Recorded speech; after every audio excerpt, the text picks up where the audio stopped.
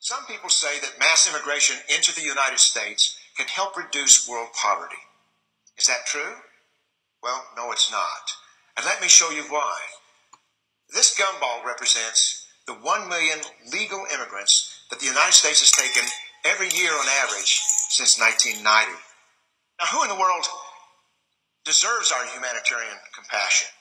The World Bank has one measure of the desperately poor of the world. They make less than $2 a day. And how many people make less than $2 a day in the world? Well, let's start with Africa.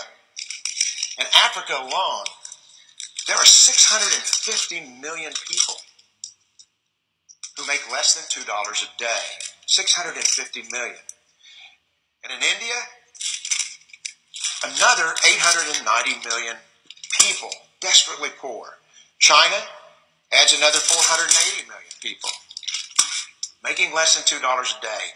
And unfortunately, the rest of Asia has a heartbreaking 810 million people who the World Bank says make less than $2 a day. And finally, there's 105 million of Latin America's population that are desperately poor. All told, the World Bank says there are 3 billion people in the world. 3 billion people who are desperately poor, making less than $2 a day. That's 3,000 gumballs. And every year, we take 1 million and suggest that we've somehow made a humanitarian difference. The plurality of people come from Mexico. And Mexico is poor. How many people in the world live in countries that have average incomes lower than that of Mexico? And the World Bank tells us that that number is these 3 billion plus another 2.6 billion people. 5.6 billion people in the world who live in countries with average incomes below that of Mexico. That's 5,600 gumballs. And so what is it that the elites are telling us? They're telling us that when we take this 1 million immigrants, that we somehow or another are tackling world poverty. The impossibility of making even a dent is actually worse than it looks here. Because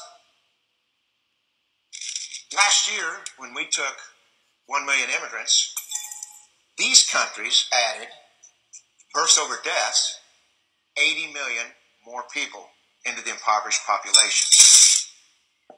And this year, Congress is bringing in 1 million legal immigrants.